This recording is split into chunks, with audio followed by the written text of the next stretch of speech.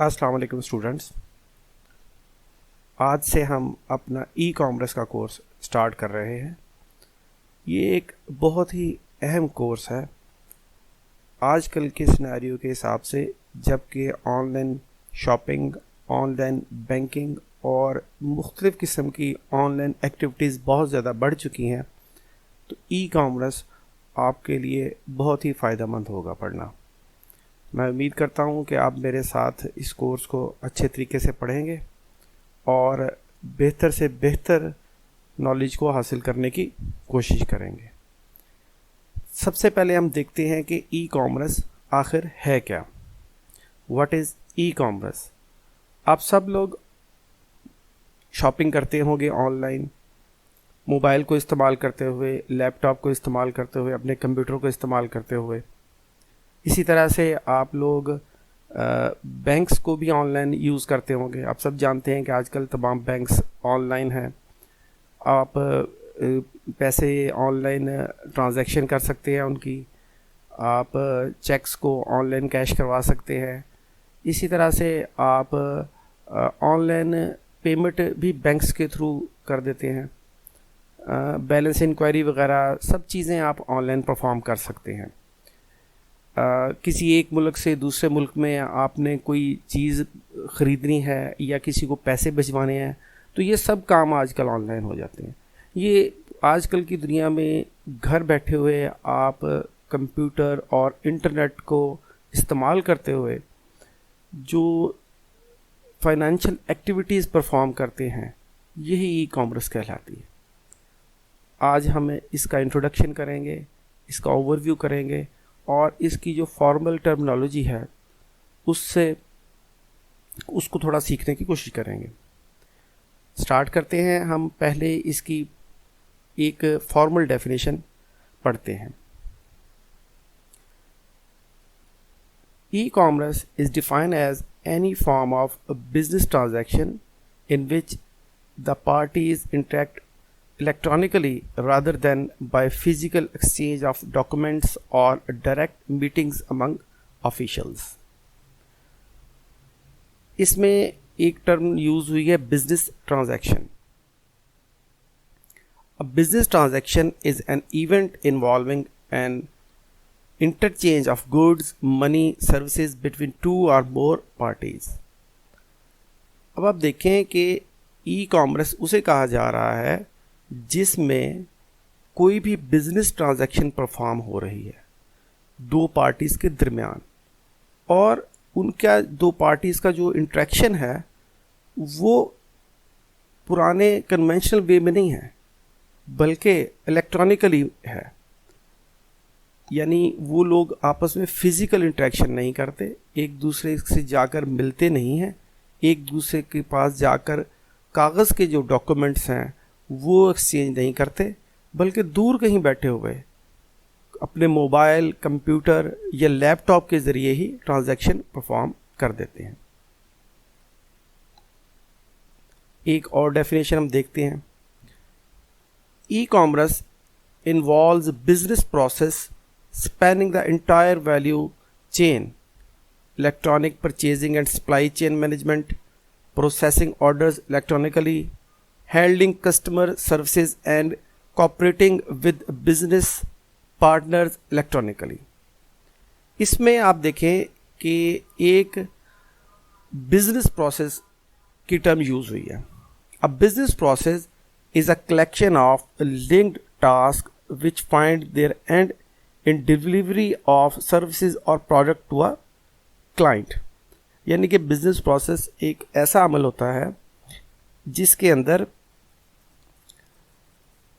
कोई भी जो प्रोडक्ट है उसको परचेज करने से लेकर डिलीवर क्लाइंट तक डिलीवर होने तक के अमल को मुतय्यन किया जाता है।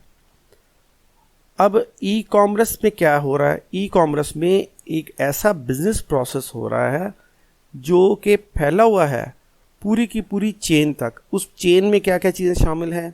उसमें इलेक्ट्रॉनिक परचेजिंग शामिल है, सप्लाई शामिल है, मैनेजमेंट शामिल है, प्रोसेसिंग शामिल है, उसके बाद कस्टमर्स को हैंडल करना, उनको सर्विसेज प्रोवाइड करना और उनके साथ कॉपरेट करना जो आपके बिजनेस पार्टनर्स हैं। ये तमाम काम जब आप इलेक्ट्रॉनिकली परफॉर्म करेंगे तो ये ई कॉमर्स कहलाएगा। एक अब सिंपल सी डेफिनेशन हम इसकी देखते हैं। E commerce is defined as the process of conducting business electronically और ओवर द इंटरनेट। यानी जब भी आप कोई बिजनेस इंटरनेट के ज़रिए परफॉर्म करेंगे वो ई कॉमर्स कहलाएगा। ये बिल्कुल एक इसकी सिंपल सी डेफिनेशन है जो हर किसी को आसानी से समझ आ सकती है। आमतौर पर ई बिजनेस और ई कॉमर्स की टर्म्स यूज़ होती हैं। हम इनमें जो फ़र्क देखने की कोशिश करते हैं कि दोनों में फ़र्क क्या है। ई कॉमर्स को तो आप अब जान चुके हैं, the process of buying, selling और एक्सचेंजिंग प्रोडक्ट, सर्विस और इंफॉर्मेशन वाया कंप्यूटर। ये एक और अच्छी डेफिनेशन है। यानी आपने कोई चीज़ ख़रीदनी है, कोई चीज़ बेचनी है, चाहे वो सर्विसेज हैं, जब आप इसको इंटरनेट या कंप्यूटर को इस्तेमाल करके ये काम करेंगे तो वो ई कॉमर्स कहलाएगा। ई बिजनेस भी यही है, लेकिन इसके अंदर कुछ चीज़ें और शामिल हो गई हैं। A broader definition of e-commerce that includes not just the buying and selling of goods and services, but also servicing customers, collaborating with business partners, and conducting electronical transaction within an organization. ये जो yellow part किया है मैंने, ये इजाफी है e commerce के अंदर। यानी कि बाकी काम तो वही हैं, आप चीज़ें ख़रीद रहे हैं, बेच रहे हैं, सर्विसेज फराहम कर रहे हैं कंप्यूटर के ज़रिए।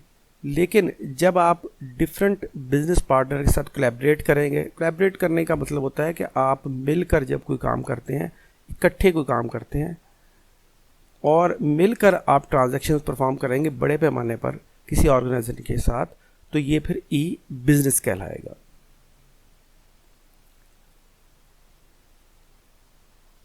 एक और टर्म यूज़ होती है हमारी ई कॉमर्स में जिसको हम इलेक्ट्रॉनिक मार्केट या ई मार्केट प्लेस कहते हैं।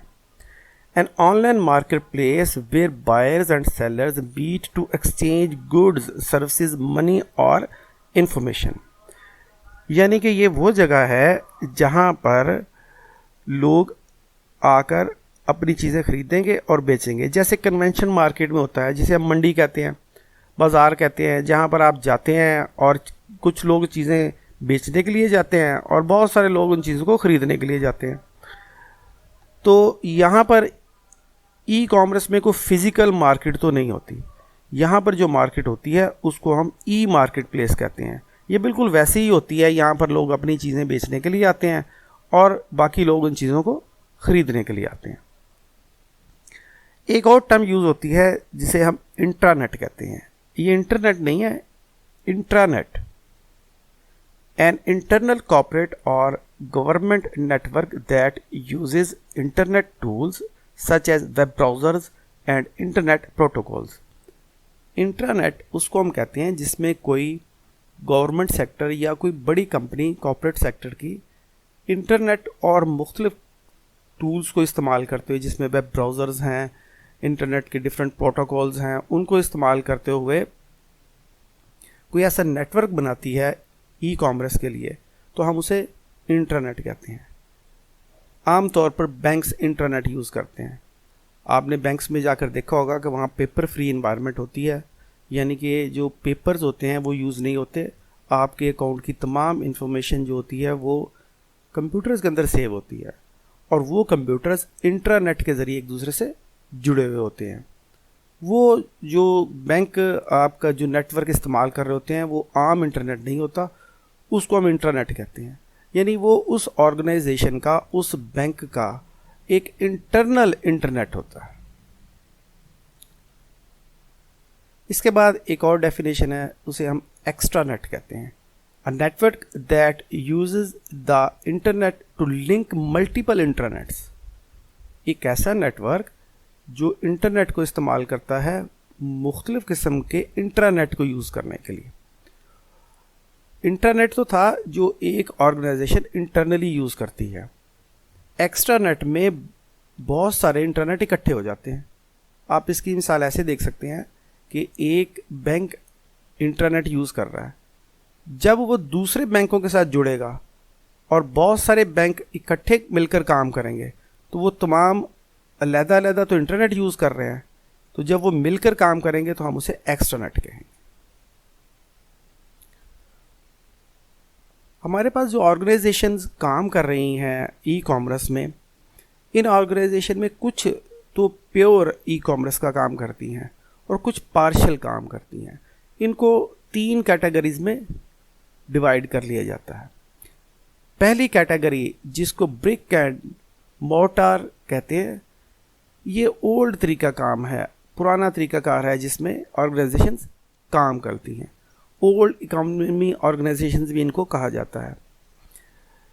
ये अपना जो काम है, प्राइमरी जो बिजनेस है, इसको ऑफलाइन करती हैं, यानी ये इसमें किसी किस्म का कंप्यूटर या इंटरनेट को इस्तेमाल नहीं किया जाता, और जो इनका तमाम लेन देन होता है वो फिज़िकल एजेंट्स के थ्रू होता है। वो सेल्समैन हो सकते हैं, वो सेल्स ऑफिसर्स हो सकते हैं, वो सेलर्स हो सकते हैं, बायर्स हो सकते हैं, वो तमाम के तमाम फिज़िकल लोग होते हैं। तो इसको हम ब्रिक एंड मोर्टार कहते हैं। ये ब्रिक एंड मोर्टार, ये इसका मतलब है कि जो पुराने दौर की जो ईंटें और प्लास्टर जो होता था, ये उस तरह की ऑर्गेनाइजेशन है। दूसरी ऑर्गेनाइजेशन जिसको हम वर्चुअल प्योर प्ले ऑर्गेनाइजेशंस कहते हैं, ये ऐसी ऑर्गेनाइजेशंस होती हैं जो अपना बिजनेस सिर्फ और सिर्फ ऑनलाइन कंडक्ट करती हैं, यानी कि ये पूरी की पूरी प्योर ई कॉमर्स को अडॉप्ट करती हैं और सिर्फ ई कॉमर्स के ज़रिए ही अपना बिजनेस करती हैं। इनमें फिज़िकल एजेंट मौजूद नहीं होते। तीसरा जो हमारे पास ऑर्गेनाइजेशन की कैटेगरी है, ये ऊपर वाली दोनों कैटेगरीज का मिक्सचर है। इसमें क्या होता है, इसमें कुछ हिस्सा तो ऑनलाइन काम किया जाता है और कुछ हिस्सा जो सा वो फिजिकल परफॉर्म किया जाता है। यही अगर आजकल के सिनेरियो में हम देखें तो इससे एक ये डायग्राम बनाई है। इसमें आप देखें कि यहाँ पर एक्स एक्सिस में हमने देखा है कि किस तरह से डिलीवरी और शिपिंग मेथड मौजूद है, और वाई पर यहाँ पर ऑर्डरिंग मौजूद है।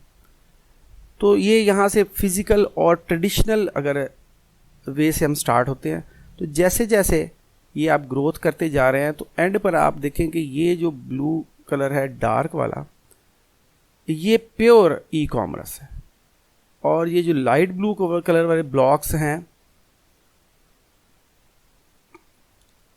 ये पार्शियल ई कॉमर्स है, और जो वाइट है ये ट्रेडिशनल ई कॉमर्स है। तो ज़्यादातर हमारे पास ऑर्गेनाइजेशंस ऐसी हैं जो पार्शियल ई कॉमर्स पे काम करती हैं, यानी कि वो कुछ काम अपना ऑनलाइन करती हैं और कुछ काम अपना फिज़िकल एजेंट्स के थ्रू करते हैं। जैसे कि आप अपनी आजकल तमाम ऑर्गेनाइजेशंस को जो आपके ब्रांड्स हैं वो इसी तरह से करते हैं, यानी कि अगर आप उनके आउटलेट पर जाएं तो तब भी आपको चीज़ मिल सकती है, और अगर आप ऑनलाइन ऑर्डर करना चाहें तो तब भी आप उस चीज़ को घर भी मंगवा सकते हैं। इसी तरह बैंक्स हैं, अगर आप फिज़िकली वहाँ पर जाकर उनसे ट्रांजैक्शन करना चाहें तो वो भी कर सकते हैं, और अगर आप ऑनलाइन करना चाहें तो वो भी परफॉर्म की जा सकती है। अब हम देखते हैं कि जो हमारा इस ई कॉमर्स का गोल है, जो मकसद है, वो क्या है, या इससे हमें क्या फ़ायदा मिल सकता है। सबसे पहला फ़ायदा तो हमें है कि कॉस्ट बहुत कम हो जाती है, यानी कि जो भी हमारी सेलिंग या बाइंग की कॉस्ट होती है वो रिड्यूस हो जाती है। उसमें बहुत सारे फैक्टर्स हैं, मिडल मैन बीच में से ख़त्म हो जाते हैं, आपको फ़िज़िकल शॉप्स वगैरह नहीं परचेज़ करनी पड़ती, रेंट नहीं पे करने पड़ते, इलेक्ट्रिसिटी बिल नहीं पे करने पड़ते, तो रिड्यूस हो जाती है आपकी कॉस्ट। दूसरा, जो आपकी गुड्स की क्वालिटी है वो इम्प्रूव हो जाती है। ये किस तरह से इम्प्रूव हो जाती है, जब एक मार्केट का साइज़ बहुत बढ़ जाता है और आपको एक बड़े कंपटीशन में इन होना पड़ता है, तो आपको अपनी गुड्स की क्वालिटी भी इम्प्रूव करना पड़ती है। तीसरा है फास्टर कस्टमर रिस्पॉन्स। अगर आपने फिज़िकली एक जगह पर दुकान बनाई है, कोई आउटलेट खोला है, तो आप देखेंगे कि वहाँ पर कस्टमर्स को पता लगते लगते महीनों और समटाइम्स सालों भी लग सकते हैं। लेकिन अगर आपने यही काम ऑनलाइन इंटरनेट के थ्रू किया है तो विद इन आवर्स आप पूरी दुनिया में इसकी पब्लिसिटी कर सकते हैं, जिसकी वजह से फ़ौरन ही कस्टमर का रिस्पॉन्स आना आपको शुरू हो जाएगा। उसके बाद है जी स्पीड ऑफ सर्विस। अब जानते हैं कि इंटरनेट के ऊपर आप फ़ौरन ही किसी चीज़ को ऑर्डर कर सकते हैं और फ़ौरन ही उसका डिलीवरी प्रोसेस जो है वो शुरू हो सकता है। लास्ट इसका गोल ये है, providing wide access to an online global market place where millions of customers and thousands of products and services are available. जो लोकल मार्केट होती है, जो फिजिकल मार्केट होती है, उसका स्कोप हमेशा लिमिटेड होता है, लेकिन जो ग्लोबल मार्केट है, जो ई कॉमर्स की मार्केट है, इसमें मिलियंस ऑफ पीपल हैं जिनके साथ आप ट्रेड कर सकते हैं। यही आज का लेक्चर है। आपने इस तमाम जो मैंने स्लाइड्स आपको दिखाई हैं, इनके अंदर जो तमाम डेफिनेशंस आपको बताई हैं, आपने इनको जो उनसे है पढ़ना है, समझने की कोशिश करनी है और याद करना है। फिर इंशाल्लाह नेक्स्ट लेक्चर में आपसे मुलाकात होगी। अल्लाह हाफिज़।